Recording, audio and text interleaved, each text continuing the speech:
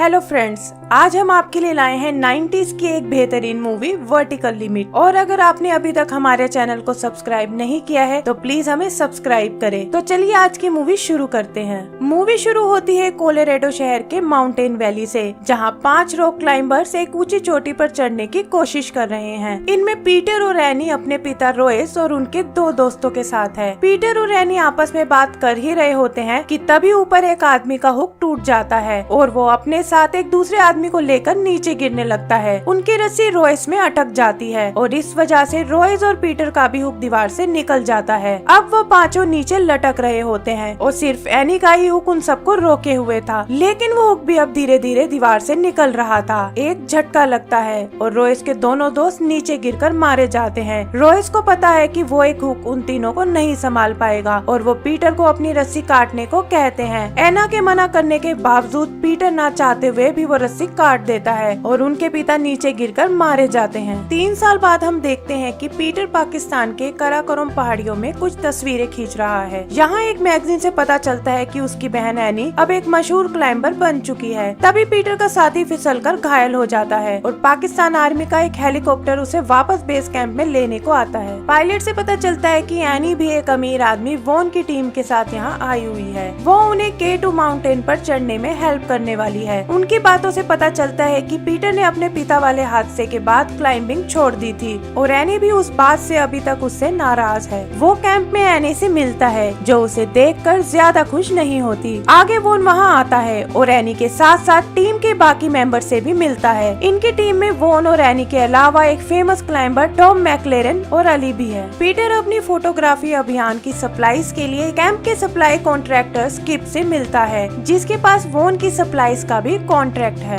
Skip उसे बताता है कि कैसे वोन अपनी नई एयरलाइंस की प्रमोशन के लिए ही यह अभियान स्पॉन्सर कर रहा है और वो खुद भी K2 पर चढ़ाई करेगा। वहीं वो उसे मोनिक से मिलवाता है, जो पूरे बेस कैंप की मैनेजर के साथ साथ एक डॉक्टर भी है। आगे हम देखते हैं कि वोन अपने अभियान से पहले एक शानदार पार्टी रखता है। वहाँ वो बताता है कि 4 साल पहले भी उसने यह चढ़ाई करने की कोशिश की थी, लेकिन वहाँ एक हादसा हो गया था। वो सबको अपनी एयरलाइंस के उद्घाटन के बारे में भी बताता है। पार्टी में एक बूढ़ा आदमी आता है जो वोन से इस मिशन की कामयाबी के बारे में सवाल पूछता है। वोन उसे बताता है कि मशहूर क्लाइंबर टॉम इस मिशन को लीड कर रहा है और उन्हें यकीन है कि वो कामयाब रहेंगे। पता चलता है कि इस बूढ़े का नाम विक है और वोन के पिछले मिशन में इसकी वाइफ यही मारी गई थी। आगे पीटर एनी को मिशन के लिए गुड लक बोलता है। आगे वो लोग अपनी चढ़ाई शुरू करते हैं और हेलीकॉप्टर से चढ़ाई वाली जगह के लिए निकल जाते हैं। ऊपर टॉम उन्हें बताता है कि शायद तूफान आने वाला है और वो इतनी हाइट पे कोई रिस्क नहीं लेना चाहता, लेकिन वोन और एनी उसे बताते हैं कि उनकी जानकारी के अनुसार उन्हें कोई खतरा नहीं है और वो उसे अगले पड़ाव तक जाने के लिए फोर्स करते हैं। इधर बेस कैंप में पीटर को तूफान के आने का अंदाजा होता है और वो कंट्रोल सेंटर जाके टॉम को रेडियो पे मैसेज देता है। टॉम उसकी बात नहीं मानता और तभी स्किप भी उन्हें बेस कैंप में वापस आने को कहता है। टॉम समझ जाता है और सबको वापस कैंप में ले जाने का प्लान करता है, लेकिन वॉन फिर से टॉम को मजबूर करता है कि उसे आगे बढ़ना चाहिए। पीटर कैंप से देखता है कि वो लोग अभी भी आगे बढ़ रहे हैं। थोड़ी ही देर में तूफान तेज हो जाता है और टॉम को अपने फैसले पर दुख होता है। वो कुछ और सुने बिना वापस जाने का फैसला करता है और वॉन को ना चाहते हुए भी उसकी बात माननी पड़ती है। हर बीतते मिनट के साथ उनकी हालत बद से बदतर होना शुरू हो जाती है। वो किसी तरह रेंगते हुए वापस कैंप की तरफ बढ़ना शुरू करते हैं, लेकिन बीच में बर्फ ढह जाती है और एनी उससे बनी एक दरार में गिर जाती है। वो उसे बचाने की सोचते हैं, लेकिन तभी बर्फ टूटने से उनके 2 साथी मारे जाते हैं और टॉम और वॉन भी उसी दरार में फंस जाते हैं। वो लोग बेस कैंप से कांटेक्ट करने की कोशिश करते हैं, लेकिन उनका संपर्क नहीं हो पाता। इधर बेस कैंप में भी सबको लगता है कि वो लोग मारे गए हैं, लेकिन तभी पीटर को एक आइडिया आता है और वो मोर्स कोड के जरिए एनी से कांटेक्ट करने की कोशिश करते हैं। मोर्स कोड एक तकनीक है जिससे आप साउंड के जरिए बिना बोले भी अपना मैसेज एक दूसरे तक पहुंचा सकते हैं। एनी रेडियो से आती आवाज सुनकर समझ जाती है और वो पीटर तक मैसेज भेजती है कि वो 3 लोग अभी भी बचे हुए हैं। पीटर उन्हें बताता है कि वो लोग उन्हें बचाने आ रहे हैं। वो करीम को उसके भाई अली के बारे में भी बताता है, लेकिन उसे लगता है कि अली भी शायद किसी तरह बच गया होगा। स्किप पीटर को बताता है कि उन लोगों के पास करीब 36 घंटों का वक्त है और उन्हें बचाने के लिए बर्फ और पत्थर को काटने के लिए सही औजार उनके पास नहीं है। पीटर पाकिस्तानी आर्मी से हेल्प मांगता है और कर्नल सलीम उन्हें नाइट्रोग्लिसरीन बॉम्ब के बारे में बताता जाते हैं, लेकिन वो यह भी बताते हैं कि यह बहुत ही खतरनाक है और थोड़े से प्रेशर में भी फट सकता है।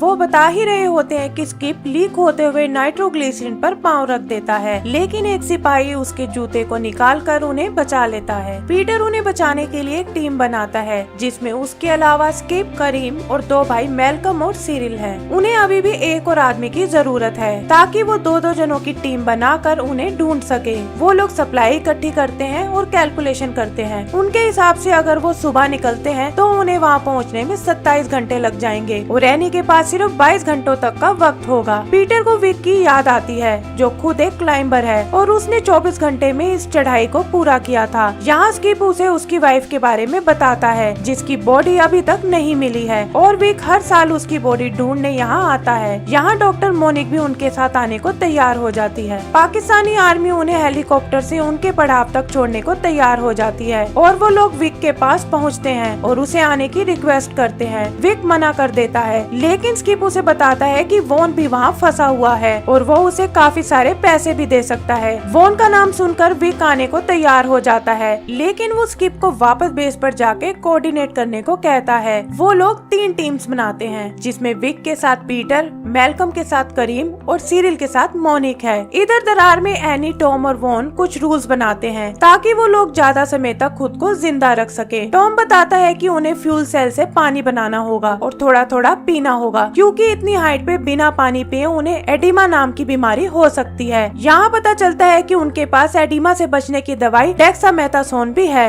वो लोग उम्मीद करते हैं कि उनकी सप्लाई खत्म होने से पहले पीटर उन्हें ढूंढ ले। टॉम की तबीयत बिगड़ना शुरू हो जाती है और एनी उसे डेक्स देना चाहती है, लेकिन वो उसे मना करता है क्योंकि उसे लगता है कि टॉम वैसे भी मरने वाला है और उन्हें दवाई को वेस्ट नहीं करना चाहिए। पाकिस्तान आर्मी का हेलीकॉप्टर बड़ी ही मुश्किलों से उन्हें उनके पहले पड़ाव तक छोड़ता है, जहाँ पीटर और विक मरते मरते बचते हैं। वो लोग आगे बढ़ते हैं और तीनों टीम्स अलग अलग रास्तों से दरार के लिए निकल पड़ती हैं। पीटर को लगता है कि विक इस मिशन की आड़ में वॉन से अपनी पत्नी की मौत का बदला लेना चाहता है और वो उसे ऐसा करने के लिए मना करता है। दरार में एनी की हालत भी बिगड़ने लगती है और वॉन यह नोटिस करता है। टॉम एनी को डेक्स लेने को कहता है, लेकिन वॉन उसे रोकता है और बताता है कि वो अपने शेड्यूल से ही डेक्स को ले सकते हैं। एनी और वॉन अली के बैग को लाने की कोशिश करते हैं, जिसमें और भी डेक्स हैं, लेकिन वो दरार के दूसरे हिस्से में है। इधर सिरिल का बैलेंस बिगड़ता है और वो फिसलता हुआ एक खाई से लटक जाता है। मोनिक उसके हुक को अपनी रस्सी से बांधती है, लेकिन तभी बर्फ टूट जाती है और वो दोनों लटक जाते हैं। मोनिक किसी तरह उसे पास की चट्टान की तरफ धकेलती है, जिससे वो ऊपर पहुंचता है, लेकिन उसके बैग से नाइट्रोग्लिसरीन की बोतल नीचे गिर जाती है। वहाँ एक धमाका होता है और उससे आए तूफान से सिरिल मारा जाता है। मोनिक किसी तरह खुद को बचाकर ऊपर आती है और पीटर के पास पहुंचती है। मेलकम को भी अपने भाई की मौत का पता चलता है, लेकिन वो उसके लिए कुछ नहीं कर पाता। धमाके से दरार में भी बर्फ टूटती है, लेकिन एनी वो बैग लेने में कामयाब हो जाती है। वो खुद को और टॉम को डेक्स का इंजेक्शन देती है। वॉन को ये अच्छा नहीं लगता और वो उन्हें गुस्से से देखता है। यहाँ पता चलता है कि वॉन कितना सेल्फिश है और उसे एनी और टॉम की कोई परवाह नहीं है। आर्मी हेडक्वार्टर में हुए एक धमाके से कर्नल आमिर को पता चलता है कि नाइट्रो सूरज की गर्मी से फट सकता है और वो कैंप को इसकी खबर पीटर को देने को कहता है। विक और पीटर टाइम रहते अपने नाइट्रो को छांव में ले जाते हैं। वो लोग मेलकम और करीम को भी यह बताने की कोशिश करते हैं, लेकिन उनका रेडियो ऑफ होता है। पीटर छोटे रास्ते से जाता है और उन्हें किसी तरह आगाह करता है। वो लोग भी अपने नाइट्रो को छांव में ले जाते हैं, लेकिन ऐसा करते वक्त वो लीक होना शुरू हो जाता है और वहाँ एक धमाका होता है, जिसमें वो दोनों भी मारे जाते हैं। धमाके से बर्फ ढह जाती है और वहाँ दफन विक की वाइफ की बॉडी बाहर आ जाती है। विक को उसके पास डेक्स का खाली बॉक्स मिलता है और वो समझ जाता है कि वॉन ने उसे झूठ कहा था कि उसकी वाइफ की डेक्स गुम हो गई थी। वो पीटर को बताता है कि वॉन ने ही वो डेक्स चुरा ली होगी और उसकी बीवी को मरने के लिए छोड़ दिया होगा। आगे वो अपनी बीवी के लिए प्रेयर करता है। रात को एनी पीटर को रेडियो करती है और उसे वापस जाने को कहती है। वो बताती है कि उसके पास ज्यादा समय नहीं बचा है, लेकिन पीटर उसे यकीन दिलाता है कि वो उसे बचा लेगा। वॉन खुद को डेक्स का इंजेक्शन देता है और उसी खाली सिरिंज में हवा भर के टॉम को मार डालता है। एनी को खाली सिरिंज देखकर पता चल जाता है और वो वॉन से लड़ाई करती है। उनकी लड़ाई में अचानक ऊपर की बर्फ ढह जाती है और उन्हें आसमान दिखने लगता है। वो पेन की इंक से बाहर कुछ निशान बनाना चाहते हैं, लेकिन वो जम चुके हैं और उनके पास आग जलाने का कोई भी साधन साधन नहीं है।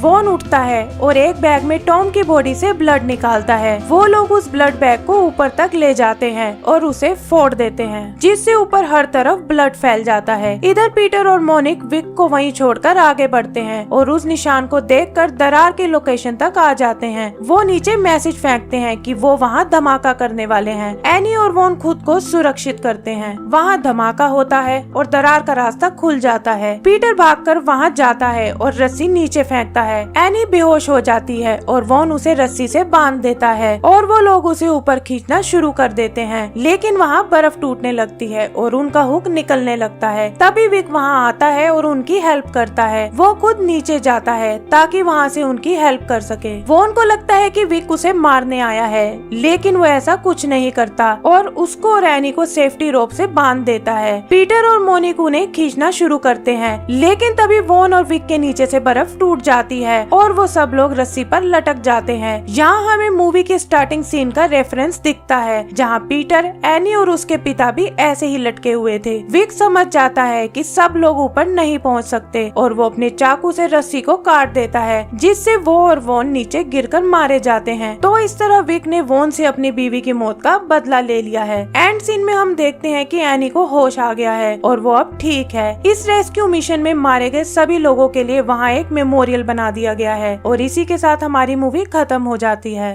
दोस्तों, अगर आपको ये मूवी पसंद आई हो तो प्लीज हमें लाइक एंड सब्सक्राइब करना ना भूलें। Thank you.